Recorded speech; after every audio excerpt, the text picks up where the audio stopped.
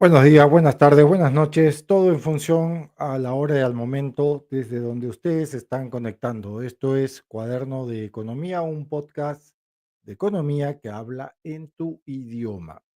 Soy Eduardo Recoba, economista, y empezamos.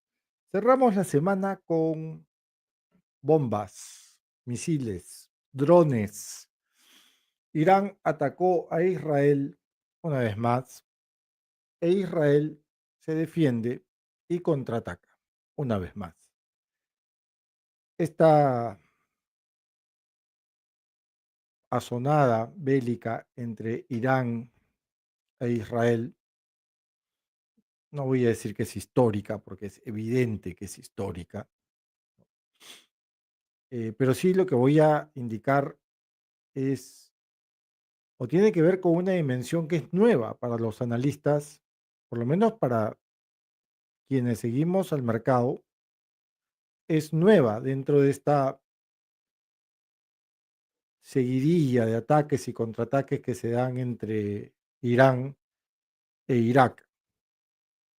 Y es que lo que estamos viendo actualmente, lo que hemos visto en la madrugada de hoy, viernes 13 junio, viernes 13 de junio, es una guerra psicológica, es una guerra de quién puede hacer más daño y quién, y esto es alucinante, por lo menos en geopolítica y en economía, quién no puede hacer más daño. A ver si me dejo entender un poquito. Porque, a ver, es evidente que Irán, con sus 2000 y tantos misiles, no ha desplegado toda su potencia de fuego o potencia de fuegos. Y es evidente también que, por otro lado, Israel, no digo que sea vulnerable, pero esa famosa cúpula de hierro, esos sistemas informáticos que defienden el cielo israelí también tienen un límite.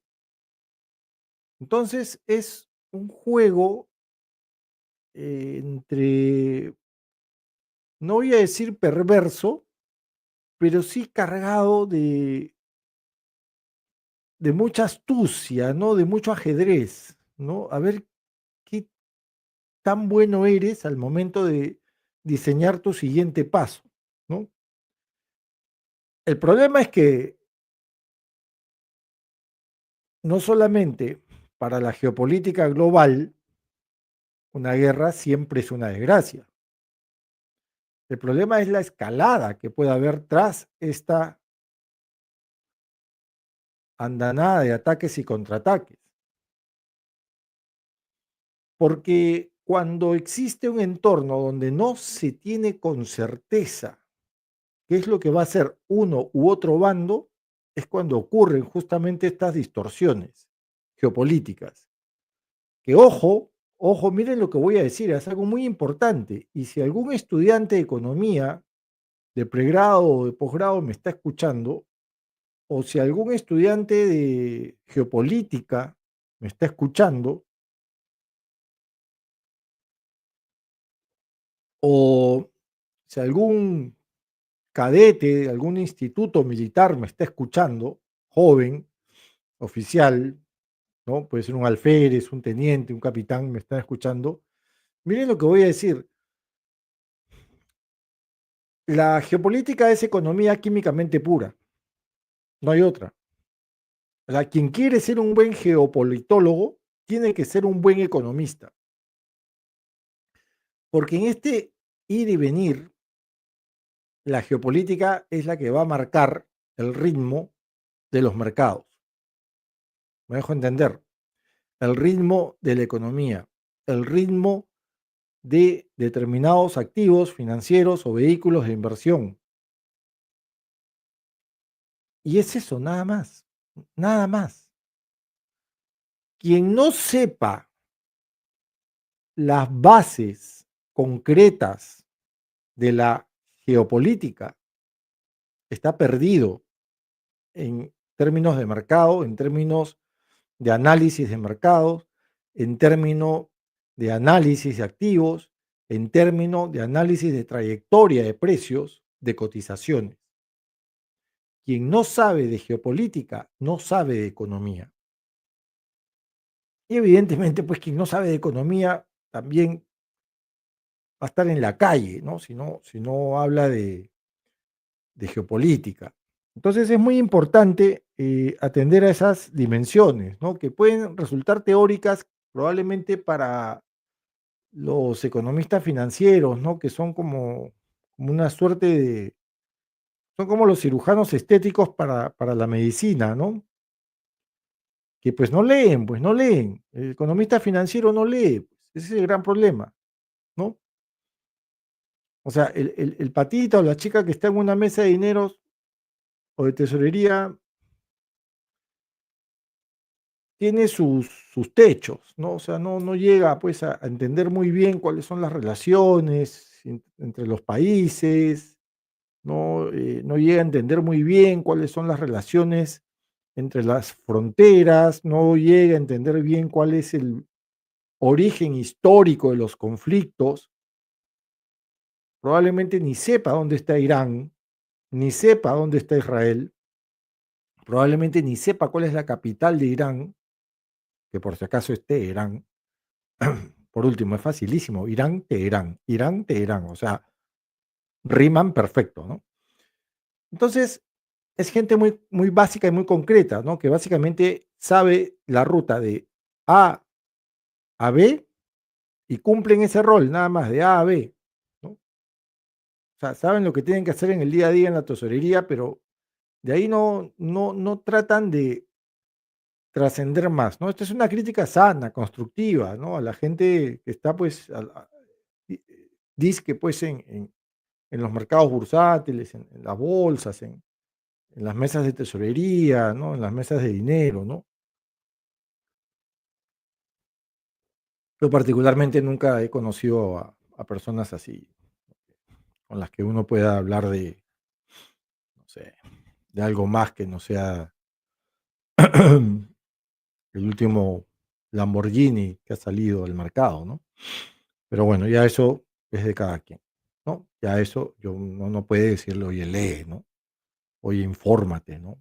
Oye, lee a Paul Krugman, oye, lee a Stiglitz, a Piketty, no sé, lee a los clásicos, ¿no? Von Hayek, a Friedman. No les puedes decir eso, pues, ¿no?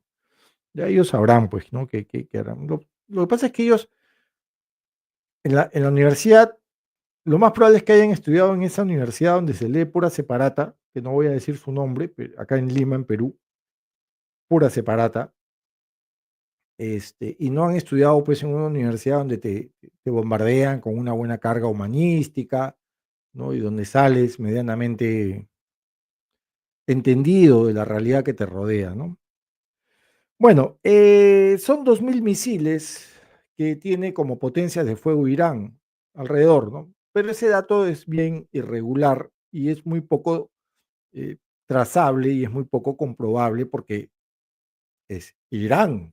Estamos hablando de Irán, un país, una economía, un estado confesional, religioso, y ya sabemos qué pasa con los estados de ese tipo, ¿no? Pero supongamos que la CIA y el FBI y el MI6 británico y la inteligencia jordana y el Mossad israelí tengan razón y sean 2.000 misiles, ¿no? Hoy día creo que lanzaron un centenar o casi un centenar, ¿no? Y el escudo, la cúpula de hierro israelí lo logró bloquear y desviar algunos, incluso desvió drones a Siria, al Líbano en la madrugada. Con eso, como que la intensidad está un poquito, como que la intensidad, ah, creo que, creo que ha bajado un poco, ¿no?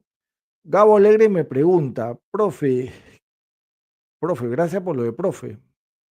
¿Qué libros puedo comprarme para entender mejor la... Mira, hay, hay dos autores que me gustan mucho y uno de ellos es peruano. Ya, te recomiendo y creo que ha publicado su libro hace muy poco, ¿no? Que es el general Astudillo, ¿ya? Óscar Astudillo, que ha publicado un libro de geopolítica que me parece muy lúcido. Él, además de haber sido comando, ha sido, me parece, comandante general del ejército. El tipo es un capo, es un capo, es un capo. Y además es un militar raro, y esto lo digo en buena onda. Es un militar raro porque lee, ¿no? Y ya eso en las Fuerzas Armadas es extremadamente importante. Entonces, te recomiendo el libro del general Óscar Astudillo. Ahorita en un ratito te doy el nombre del libro, ¿ya? Y el otro libro que te recomiendo de geopolítica, bueno, no es tanto geopolítica, pero creo que puedes encontrar ahí muchos, digamos, muchos aspectos, muchos derroteros a propósito de la relación que existe entre la geopolítica y la economía, ¿no? Y estoy hablando, pues, básicamente de los dos grandes libros de Thomas Piketty, ¿no? El Capital en el siglo XXI y sobre todo el último penúltimo, ¿no? Que es Capital e Ideología, ¿no? Porque ahí vas a encontrar en Piketty mucho del discurso hegemónico que se enfrenta contra el discurso ya más, digamos, disruptivo, que tiene que ver con, digamos, unir las matrices, ¿no? Multidisciplinarias para poder analizar bien un fenómeno social como es el mercado, ¿no? Bueno, ahí tienes dos guachos, ahí tienes dos consejos, Javo. Espero sirva, espero sirva. Bien, entonces estamos hablando de una guerra que de hecho va a continuar, de hecho va a seguir su trayectoria, pero hay cambios, ¿no? Estamos hablando ya de una dimensión más psicológica, de una dimensión más, ah, ya no estamos hablando de que Israel la va a ver fácil, ¿no? La va a tener fácil, ¿no? Como casi siempre ha registrado este país, ¿no? Ahora sí, Israel creo que tiene, por lo menos en Irán, tiene más que un enemigo, ¿no? Tiene a un enemigo con una estrategia. Y eso es jodido. Una cosa es tener un enemigo que sea bruto, que sea impulsivo, que le guste la mechadera, y otra cosa es tener un enemigo un poco más tranquilo, más calmado, más estratégico, ¿no? Un enemigo que tiene y respeta mucho, por ejemplo, que haya este tipo de balances de poder. Irán tiene un programa nuclear que probablemente eh, Israel aún no lo ha desmantelado, no ha podido desmantelar este programa nuclear. Entonces, y además Irán tiene algo que Israel puede tener a Estados Unidos atrás, pero Irán tiene atrás algo que se llama petróleo, ¿no? Y eso puede financiar cualquier tipo de iniciativa, sobre todo en el campo de la ciencia y de la tecnología nuclear, ¿no? Entonces, creo que ahí hay algo que ha cambiado. Antes, Israel podía desmantelar o diluir todos los proxy que venían de Oriente hacia Israel. Ahora creo que la tiene un poquito o la va a tener un poquito más difícil, ¿no?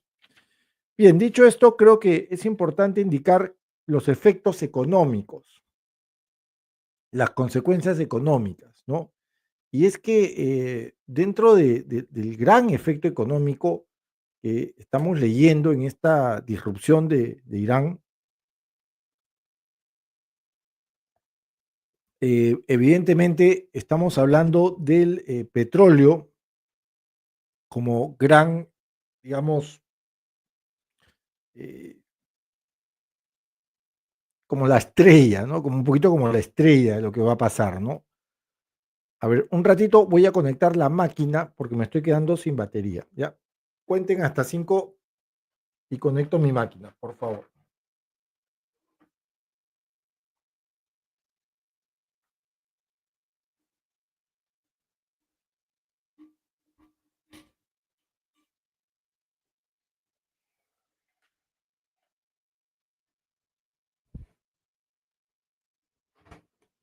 Ya estamos, ya. Entonces decía que el tema es que is- es que el impacto sobre el precio del petróleo creo que ha sido radical, ha sido, además de radical, inesperado, ¿no? Inesperado, ¿no? Em, si no vamos de frente pues a nuestras, vamos de frente a nuestras brújulas, ¿no? Vamos a nuestras brújulas, ¿no? Por ejemplo, un botón, ¿no? La mezcla Brent, ¿no? Vean esta mezcla, ¿no? Vamos a una plataforma de trading, no voy a hacer propaganda a nadie, evidentemente, ¿no? Y vámonos de frente al petróleo, por ejemplo, vámonos a la mezcla Brent, ¿ya? Miren mire, o sea, claro, tú tienes en los mercados, ahorita te contesto, Gabo, dame un segundito, tú tienes en los mercados cambios, volatilidades, marchas, contramarchas, subidas, bajadas, pero acá ya no entra la Organización de Países Productores y Exportadores de Petróleo, ¿no? OPEP más u OPEP Plus. Eso de plus es por Rusia, porque Rusia es asociada de la OPEP, o sea, no es socia, no es una economía socia, sino que es asociada, ojo. Entonces, esto que estamos viendo no es que sea raro, pero es un cambio que responde a un nerviosismo y que también confirma las sospechas que tenemos algunos economistas, ¿no? Que esta guerra es nueva, es un nuevo tipo de guerra. Ya Israel no es el del escudo o la cúpula de hierro, su operación León Naciente. Sí, pudo haber tenido algunos resultados interesantes. Desviar drones no es cosa manida, no es poca cosa. Bombardear objetivos o laboratorios nucleares tampoco es poca cosa. Asesinar, bueno, toda esta es información de Israel, ¿no? O sea, de Mossad, ¿no? Del Mossad, que es el servicio de inteligencia israelí, por cierto, uno de los mejores servicios de inteligencia que hay en el planeta, junto al servicio de inteligencia jordano. Em, Evidentemente, junto al servicio de inteligencia de Perú. Pendejos. Bueno, la cuestión es que tú no tienes la certeza de que ahora Israel tiene el control. Antes sí, decía ya la cúpula de hierro, ya se diluyó el ataque, ¿no? Y lo vimos, ¿no? Vimos, me parece que fue a fines del año pasado, cómo todos esos misiles desaparecían en el aire, ¿no? En el cielo sobre Tel Aviv, sobre Jerusalén, etcétera. Pero ahora ya no es tanto así, ¿no? Entonces, esto que vemos en la mezcla Brent, después explico por qué le digo mezcla Brent, que es un tipo de petróleo, que es el petróleo que se produce en el Mar del Norte. Esto no es algo que podamos decir que es normal, ¿no? Ahora vámonos a la otra mezcla, ¿no? Repito, después explico por qué les digo mezcla, ¿ya? Vamos a la mezcla BTI. Es una foto. BTI por West Texas Intermediate, ¿no? Es una foto. O sea, tú tenías precios, ¿ya? Vamos a dibujar bien el tema el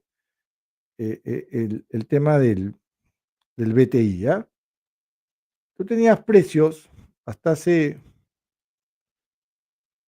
No sé, pues estamos junio, 13 de junio. A ver, por ahí tocó hacia los primeros días de junio un techo por encima, un umbral por encima del 62,5 dólares el barril. Luego la volatilidad, de pronto Lopep dijo, ay, vamos a hacer sobre oferta, dijo Lopep, ya. Ay, no, ya no, vamos a restringir la oferta y subió. Y luego dijo, no, vamos a abrir los caños, los grifos, y bajó. Y de pronto esto, ¿no? Esto, ¿no? O sea, acá ya la OPEP sabía, o sea, en este punto, la OPEP Plus, desde sus cuarteles en Viena, Austria, sabía algo acá. Porque miren este piso de 65 clavados y de pronto, antes del 13, antes de los ataques iraníes, ¿no? Esto tocó techos por encima de los 67,5 dólares el barril para la mezcla BTI, ojo, que es la mezcla estadounidense, del Golfo de México, señor Donald Trump. Así se llama, Golfo de México. Y de pronto vino pues el día 13 y pasó el umbral de cuánto? De los 73 dólares el barril, ¿no? Y esto, como digo, no es normal. Y esto es nerviosismo químicamente puro, ¿no? ¿Qué techos tocó el BTI, por ejemplo, hoy día? 77,58, cuando hace un año tocaba pisos hasta 55. ¿Qué techos tocó el Brent, la mezcla Brent, hoy día? 78,50 dólares el barril. Repito, el techo del Brent tocó 78,50 el barril, dólares. Hace un año, con la justa, llegaba a 58 dólares el barril.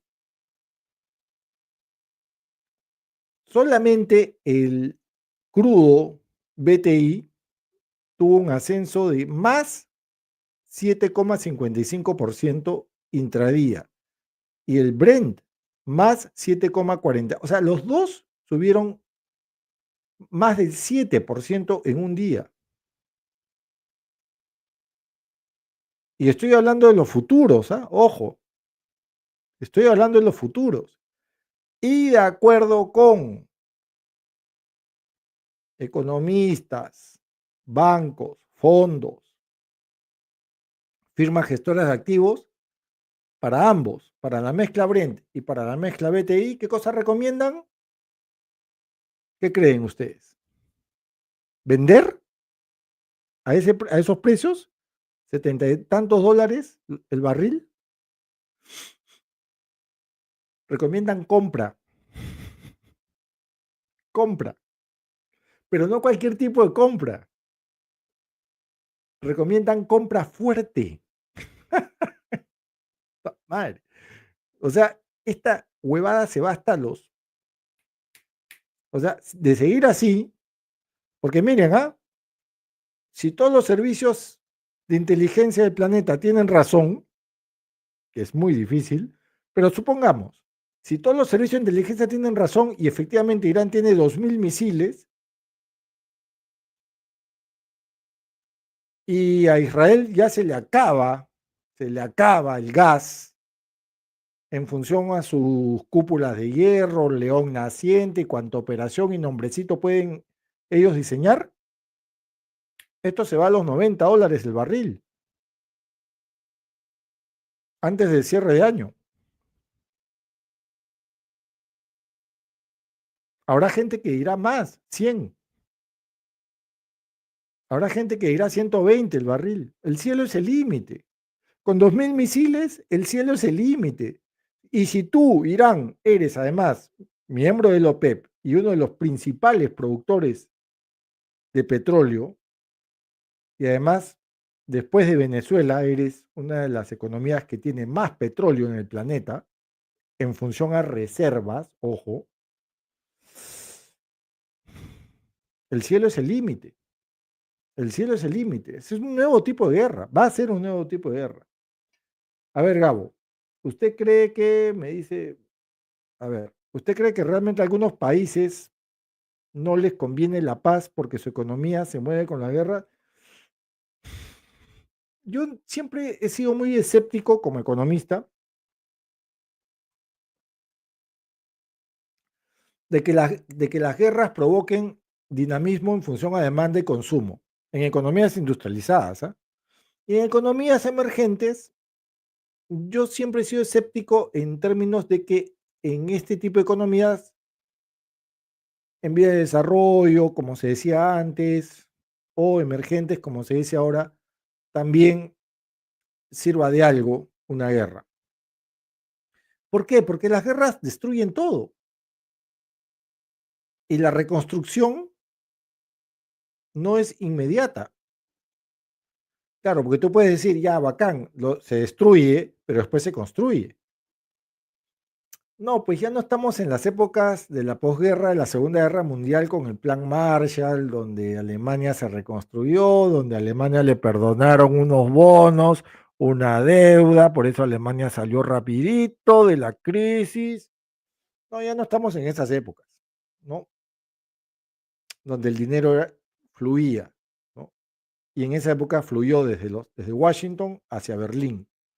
Y sobre todo tenías un contexto geopolítico, ¿no? Con los soviéticos, tenías un chongo con los soviéticos. Ya estamos en esas épocas. Entonces yo dudo mucho que las guerras movilicen demanda y consumo, en el caso, repito, de países industrializados y en el caso de países emergentes, movilicen inversión o actividad privada. ¿Por qué? Porque la economía basada en la producción militar es muy vulnerable. Mira Rusia, y es muy vulnerable por el lado fiscal. Si Rusia no genera la suficiente potencia fiscal, por ejemplo, para mantener a sus tropas en Ucrania, toda esa maquinaria de guerra que dice que los rusos mantienen su Producto Bruto Interno, toda esa maquinaria de guerra se va a ir diluyendo en el tiempo. No hay guerra saludable para la economía de ningún país. Me acuerdo en la película Patton, hay una parte en que el personaje que interpreta al general George S. Patton, famoso general de caballería estadounidense, el personaje, el actor, que me parece que era George C. Scott, suelta una frase que yo la escuché cuando era estudiante de economía, ¿no? Ya cuando era estudiante de economía la película era vieja, o sea, ya te imaginarás, ¿no? Actualmente. Bueno, en ese momento, hay un momento donde Patton, con sus botas altas de equitación, con sus dos pistolas, con cacha de mármol, su casco, sus pantalones de montar, ve pues toda esa maquinaria de guerra, los tanques, ¿no? Los cañones, los obuses moviéndose, ¿no? Por los caminos, abriéndose paso, ¿no? Hacia Europa, ¿no? Hacia Berlín, buscando llegar y tomar posición, cabecera de playa antes de que llegaran los soviéticos, cuando ya los soviéticos estaban, pero ya le habían ganado todo, porque un paréntesis, eso del 6 de junio del 44 es Fufuya. Fueron los soviéticos los que ganaron la Segunda Guerra Mundial. A mí nadie me va a decir lo contrario. A los aliados sí, pues, o sea, claro, no, con todo respeto me quito el sombrero por quienes, digamos, se sacrificaron en Omaha Beach y en otras cabeceras, ¿no? De Normandía. Pero fueron los soviéticos, no me vengan, ¿no? Cierro ese paréntesis. Entonces hay un momento en que el personaje se para y dice, no hay empresa más grande que haga el ser humano que una guerra. Claro, y te da que pensar, ¿no, Gabo? Te dice, ay, sí, pues es verdad, ¿no? Una guerra puede, porque mueves pues industria metalmecánica. Voy a sacar un ratito la gráfica. Eliminar el escenario. No sé, no sé si eliminar, porque de repente le doy a eliminar y, ah, bueno, vamos a ver qué pasa. Si le doy a eliminar el escenario. Bueno,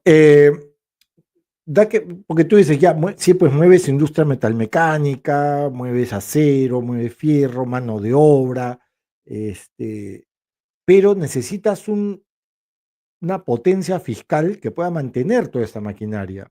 Y si tú eres una economía, por ejemplo, vuelvo a tomar como ejemplo la Rusia actual, que es otro país distinto a lo que era la Unión Soviética, ¿no? La Unión Soviética te ponía hombres orbitando alrededor de la Tierra.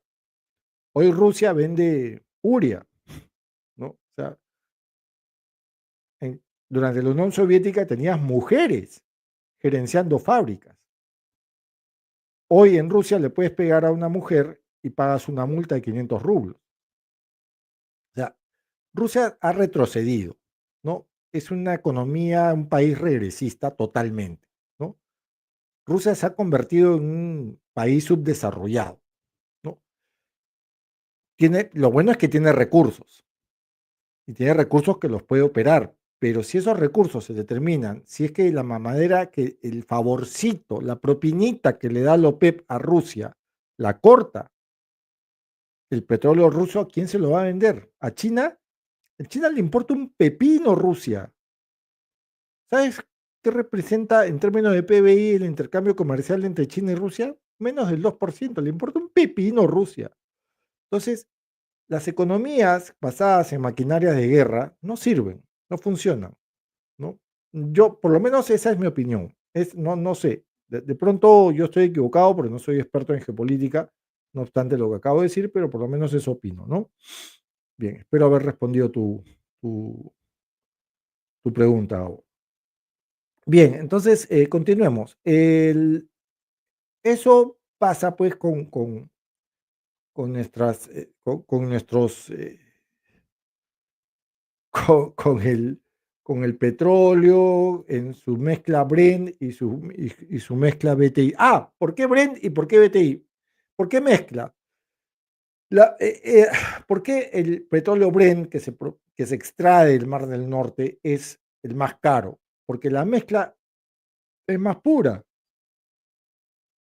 y porque esa mezcla es más fácil de refinar, ¿no? Y esa gasolina que extraes del petróleo Brent del Mar del Norte eh, produce a su vez gasóleos derivados mucho más finos, ¿no? Anda, cómprate un aceite en Alemania para tu moto o tu auto. O sea, va a ser otra cosa, pues, ¿no? Si te compras un aceite, pues, no sé, acá en Canadá con la Victoria, pues, ¿no? Ahí con Santa Catalina, pues, ¿no? Bueno, y el BTI lo mismo, ¿no? Es un tipo de mezcla que se extrae del Golfo de México, señor Trump, Golfo de México, señor Donald Trump, ¿ya? Y se extrae, existe una mezcla mexicana, existe una mezcla de Venezuela, ¿no? Incluso existe una mezcla, aunque ustedes no lo crean, de Ecuador, ¿no? Un paísito ahí, ¿no? Se llama Ecuador, ¿no? Bueno, en fin, bueno, por eso se llaman mezclas. Bien. Am, el oro. El oro es otro activo que, de hecho, también es importante que nosotros rescatemos en esta, digamos, en esta tragicomedia, ¿no? Y digo tragicomedia entre Irán e Israel, porque en verdad, por un lado es trágico, evidentemente, que haya un contexto de guerra, pero por otro lado ya es hasta risible cuál es la respuesta de ambos países, ¿no? Pero veamos cómo anda el oro, ¿no? Veamos cómo anda el oro. Vamos a entrar al oro.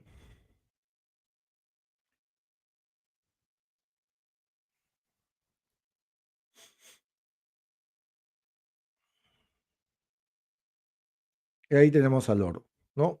Lo tenemos ahí. Bien, igual, un pico impresionante. Vamos, déjenme sacar este Fibonacci. Voy a dejar el Fibonacci, solamente lo voy a mover de lugar, ¿ya? Después, algún día les voy a explicar lo que es el Fibonacci. O sea, el oro tocó hoy día, por ejemplo, en el mercado futuro, que es el precio que yo siempre veo. Yo al oro, cuando yo veo precios de oro, o sea, como analista, yo siempre veo los precios futuros. ¿Por qué? Por una razón muy, muy importante y muy básica, ¿ya? Porque en los precios futuros tú te das cuenta cuál es la intención y la tendencia del mercado.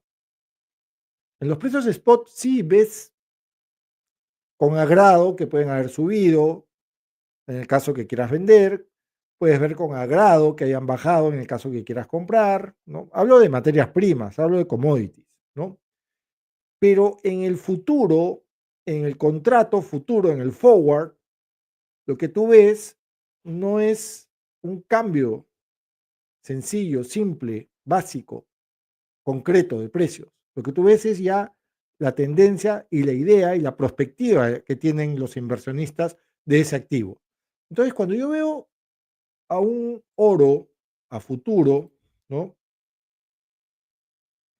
Que está en 3.000, que cerró hoy día operaciones en la bolsa de metales de Londres en 3.452,80 dólares la onza Troy, es decir, casi 1,5% de aumento. Lo que yo estoy viendo ahí no solamente es un avance en este mercado de oro, sino que veo, escucho, observo y analizo cuál es la respuesta de los inversionistas. Y la respuesta de los inversionistas es, ok, a casi 3.500 dólares. Eso, según economistas, bancos, fondos y firmas gestoras de activos, es compra, pero no cualquier compra, compra fuerte. Puta, es que es una locura lo que está pasando en el planeta. Es una locura. O sea, esta gente te está recomendando comprar oro y compras, no cualquier tipo de compra, sino compra fuerte a 3.400 dólares la onza Troy. ¿Qué les pasa? O sea, qué saben, qué están viendo que no vemos o no sabemos nosotros? ¿Qué ven ellos que nosotros no podemos ver? Claro, tú dices, no, los bancos centrales están comprando oro. Ya, bacán, sí, hace tiempo que están comprando oro. O sea, no me vengas con eso. Yo sigo el precio de oro desde que creo que vestí uniforme de colegio, porque mi viejita, que en paz descanse, era joyera, ¿ya? Pero ya, los bancos centrales están recomponiendo sus reservas en oro, porque el dólar está débil. Sí, el dólar está débil. No, que va a haber inflación en Estados Unidos. Ya hay inflación en Estados Unidos. ¿Y el oro te protege? Sí, el oro te protege, sí. Pero el oro no paga interés, pues. Entonces, ¿por qué quieres comprar oro? Está bien, porque probablemente por conducta de manada compras oro porque los centrales del planeta están comprando oro. Probablemente porque es un buen activo defensivo contra la inflación. Bacán, lo respeto, lo respeto. Pero vuelvo a preguntar, ¿por qué el oro? ¿Por qué el oro? Y es porque la respuesta es sencilla, es porque es el refugio por antonomasia. Y ahí lo tienes, ahí lo tienes. Ese es el spot, ojo, ¿ah? Pero en términos de, y ese pico que están viendo ahí, no es gratuito, ese pico es Irán versus Israel, ¿no? Que por cierto, ¿ustedes alguna vez han escuchado de un partido de fútbol entre Irán y Israel? No, no. Israel juega en Europa, ¿no? Claro, porque si juega la Copa de Asia, jodido, ¿no? Digo yo. Ah, bueno, bueno. Entonces, ¿qué hacemos? ¿Cómo nos protegemos? Bueno, la respuesta está acá, señores. Está acá. Ahí está la respuesta. La respuesta ante una situación como esta o como esta acá, ¿no? Vean de nuevo el pico. Este es otro cuadro más detallado donde ves el ataque, cómo estuvo el petróleo, cómo anduvo el petróleo, ¿no? Sí, como dije anteriormente, ¿no? Sí, tenía sus piquitos, tenía sus umbrales, tenía sus crestas, sus crestitas, sus crestotas, de ahí se moderaba. Por ahí un jeque decía, ay, me provoca comprar un Ferrari nuevo, ¡pum! Subía, ¿no? Por ahí un jeque decía, ay, me provoca comprar 14 nuevos caballos árabes de polo, uy, ¡pum! Subía. Pero no, lo de hoy día fue radical, ¿no? Y vean las horas, ¿no? Vean las horas, ¿no? 13 de junio, 13, ¿no? Entonces tenemos ya, miren cuánto tiempo estuvo sin pasar el umbral de los 70. Olvídense este pico, ¿ya? Pero vean cuánto tiempo estuvo sin pasar el umbral de los $70 por barril. Miren todo este trayecto y miren todo este trayecto. Y ahora, más de 74. ¿Ah? Pero insisto, la respuesta a esta situación, la respuesta, ¿qué hacer? Ustedes me dirán, ¿y qué vamos a hacer? Buenas noches, Manolí Carrasco. Manolí Carrasco, olé, olé, hombre pagitano. Venga ahí, Manolí, olé. Bueno, buenas noches, Manolí Carrasco. Bienvenida a Cuaderno de Economía. Bien, entonces, la respuesta, como decíamos, está acá, señoras, señores, para toda América Latina unida. Para ti, Gabo, para ti, Manolí, Manolí, venga. Soy de Barcelona. Ay, perdón, perdón, perdón, perdón, perdón, Manolí. Eres de Barcelona. Catalao, catalao. Perdóname, perdóname, Manolí. Manoli eres, ¿no? Dime que eres Manoli y no Manolí. Eres Manoli. Bueno, la respuesta está acá en el oro. En el oro. Como activo refugio, como activo defensivo, como activo líquido, como activo profundo, como un activo que te va a permitir navegar de manera más o menos saludable. Soy española y vivo en Cataluña. Soy española y vivo. Bueno, un saludo a Manoli Carrasco de España, catalana. Bueno, vive en Cataluña, no es que sea catalana, probablemente sea de otra, de otra región, de otra autonomía, ¿no? De otro gobierno autónomo, pero vive en Cataluña. Un gran abrazo acá desde Lima, Perú. Yo sí soy de Perú y vivo en Lima. Limeño desde que llegó Francisco Pizarro. Bueno, el tema es que esta es la respuesta ante esta incertidumbre. Así que hay que estarse muy atentos, muy atentos, muy atentos. No, gracias a ti, Manoli. Bien, algo que se me está escapando, de repente, veamos algunas cotizaciones, veamos algunas cotizaciones, cómo andamos. El Brent, ya sabemos, miren todo lo que ha avanzado el BTI también, el oro spot también ha recuperado espacio, evidentemente, porque el nerviosismo es latente en el planeta, ¿no? El índice dólar, ese DXY que está bajito, ¿no? Increíblemente ha subido, el euro, que me encanta el euro, también ha potenciado, el sol sigue igual, y esta es la gasolina más barata en Lima, sobre todo en el distrito de Santiago de Surco, ¿no? Gas Surco se llama, ¿no? Y el Dow Jones, el Wall Street Index, el principal, el 30 industrial, ha caído también muy feo, ¿no?